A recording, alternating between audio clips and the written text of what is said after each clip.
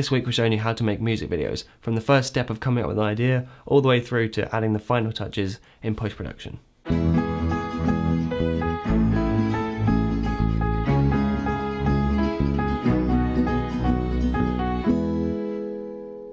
Hello, my name is Simon Cade, and this is DSLR Guide. So over the summer I shot a music video with my friend Alicia Catling, and I want to now use that as an example to take you through the process of making a music video. But I do recommend that you watch the video itself first, and that will really help this video to make a lot more sense. So the first step is to listen to the song. Now we thought that Alicia's song sounded a bit psychedelic, but it also had these kind of mournful undertones to it. So the image that popped into my head when I was listening to it was of a bed in an empty field. And we then constructed a simple story around that idea of a bed in a field. Now, I am going to spoil the whole music video, so if you haven't seen it, now is a good time to see it. But basically what happens in the video is the initial story is about someone who's planting a seed, only to find that the flower then withers. So the story outside of that is that it takes place within the dreams of a coma patient. And at the end we see her lie down in the dream, and the final shot shows her heart rate reducing to a flat line. So you've probably heard of the idea that filmmakers have these metaphorical tools that they can use to convey ideas and emotions. So for example, when I was planning the shoot, I decided that I wanted to have soft lighting and very minimal camera movement, which would kind of reflect that stillness of someone being in a coma. And I also decided to use plenty of wide shots to represent her loneliness. And then to show that it was a dream, I first had the kind of unlikely image of a bed in a field, but then I also wanted to make it a bit more clear, so I thought I would do some kind of abstract overlays. So these are things that pop up on the screen and are like semi-transparent, that don't really make sense but help to show that it's, not just a normal thing, that they're in a dream world. So by making these decisions early on, it makes it a lot easier to have kind of consistency throughout your tools. So the idea is that even if someone didn't understand the story, they would still pick up the right vibe and the right emotions. So it's up to you to use the storytelling devices of colour, lighting, framing, camera movement, and all the other ones, depending on what kind of vibe and what kind of emotions and ideas you want to convey.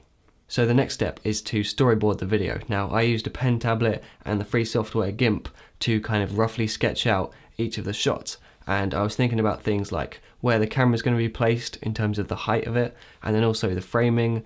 And I was also thinking about things like screen direction. So if you don't know what the 180-degree rule is, then you should definitely Google that and then decide whether you want to follow it or purposefully break it. So I then brought the images from my storyboard into my editing software along with the song, and then I could edit those shots along to the music video and get a very good idea about what kind of pacing I wanted, how quick the cuts would come, and make sure that I knew exactly how long each shot needed to be. So the key here is that if you don't make these kind of decisions before the shoot, then you'll find yourself making them when you're actually on set. And as much as possible you just want to be focusing on getting the shots, and it makes it so much easier when you can have that time beforehand to really sit down and think about these really important things, such as what kind of shots you're going to get. So as we built a very detailed plan, we started to look into locations. So I went down to one of the local kind of wildlife park sort of things, and I spoke to the people in the office, and they were very happy to let us film there. But they did also tell us that the park is very busy after 11 AM, and since we wanted it to be deserted, we decided that we'd then arrive at 7 AM. So it's very worthwhile to talk to them, not only to get permission, but also to get some kind of inside information about it. So on the day of the main shoot, I got up at 5 AM with the plan that we could be at the location and fully set up by 8 AM. So I'm really glad that we left that time, because it turned out that carrying all of the gear and all of the props, especially the bed, was a real hassle and it took a long time. So I was very glad that we had set aside time for that. So in terms of equipment, I was shooting with the Canon T3i along with a Tamron 17-50mm f2.8 VC lens, and I also brought plenty of reflectors and stands for those reflectors, and also of course props and costumes and food and drink. But I'll do a full list of all the equipment I used on the blog post, so do check that out if you're interested. So once we'd built the bed, I positioned it thinking about the background that was behind it and the angle of the camera, but also thinking about the lighting. So those are two things to consider when you're setting up your set, I suppose. So I shot pretty much completely with natural light, and because I wanted that really soft lighting kind of look, I decided that we would be waiting until the clouds came over. So we were very fortunate in that it was a cloudy day, but they were kind of going in and out all the time, so we were pretty much just looking at the sky trying to guess when the next bit of cloud cover was going to come. Now, we thought a lot about the order of shooting things. So for instance, because one of the priorities was having an empty field that didn't have any trace of civilization, we decided to do all the wide shots first, because then even if people arrived later on, we could still do the tighter shots, the close-ups later on, even if there's people in the background a bit. So for the shots that needed lip syncing along with the song, we just brought a small portable speaker which could plug into a phone, and then I'd also asked her if she had practiced lip syncing along with it for a couple of days beforehand, because that way it saves a lot of time on set, because she could pretty much nail it in one take. So once we'd got all the shots that we needed, we packed down and I quickly rushed home so that I could copy the footage and get it backed up as soon as possible. Now the other two shoots were a lot simpler. They pretty much didn't require much equipment, or they were very short shoots. So we just kind of turned up and got those out of the way, ticked off the shots, and it was very easy. But the interesting part was filming those kind of inserts, the overlays. So I bought some flowers for the shoot and I let them wilt for a couple of weeks, and then I went out and filmed the overlays. So because I knew that I was going to overlay it, I just had to consider where I was placing the flowers within the frame so they didn't cover up anything important. But I also wanted some shots with a kind of watery theme to them. So I set up a light behind a diffusion panel, and then I set up a glass of water in front of it, and I basically just filmed that glass of water. So I would, pour water into a cup and see what that looked like. Had some cool little bubbles that worked quite well when I then overlaid them. And then I also stirred the water with a pen and then dropped some food colouring into it, and that also made quite a cool pattern, which I ended up using quite a lot in the video, including in the credits at the end of the video. So I think it's definitely worth trying out some stuff with water and ink. You can get some really cool effects. Now sometimes a little bit of resourcefulness goes a long way. So if you look at this shot that I had of a hospital heart rate monitor, you see that, and hopefully it should look fairly believable, but if I zoom out then you can see that it's just a computer monitor on a stool with some curtains clamped up to the regular curtains that were there in my bedroom. And I'd set up my camera on a skateboard dolly that I'd made ages ago, so hopefully no one noticed that it wasn't an actual hospital room.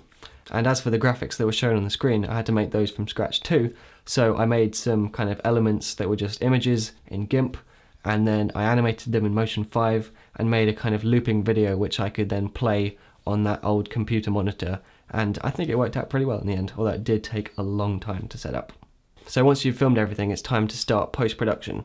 So the first step is to start bringing your clips into your timeline. So I was generally following my storyboard, but I was also very open to new ideas. And I'm going to do a whole episode about editing, but for now I'll just say that editing is basically the case of organising your shots in terms of the order, but also the speed of your cuts. How fast is the story going to unfold? How many cuts are you using? Do you want it to play out really slow, or do you want it to be, really fast-paced? So at our location there were lots of benches around, which kind of defeated the whole idea of it being a deserted field. So what I did is I would just make in layman's terms, I basically took another bit of forest and made a little patch out of that by duplicating the clip and drawing around it, and made the little patch and put it on top of the bench. And that was a fairly simple thing to do, but it did take a while since I need to do it so often. So once the editing's finished and you've done any visual effects that you might need to do, then you can do color correction. It does make sense to do it in this order so that you're not color correcting loads of shots that you're not even going to use in the end. But the thing I did in general was just try and match the shots as closely as possible, which did take a little bit of work considering that the lighting was changing. And then I also kind of went for an overall idea of it starting off warm and then getting cooler as it went down, because there's a kind of simple association with warm being happy color and cooler, bluer colors being sad.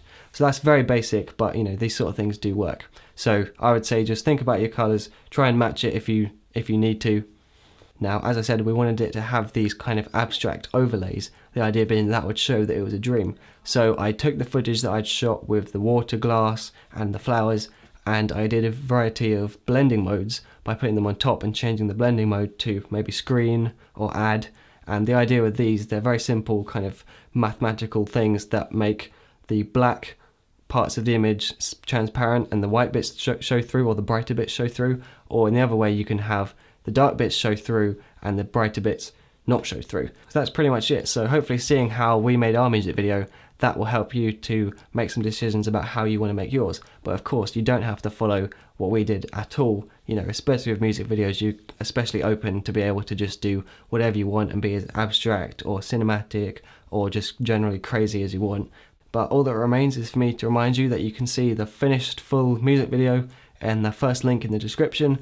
And also, if you want to check out Alicia's music stuff, she's over on YouTube, Facebook and SoundCloud. All of those just / Alicia Catling. So hope this has been a useful video, and I'll see you next time.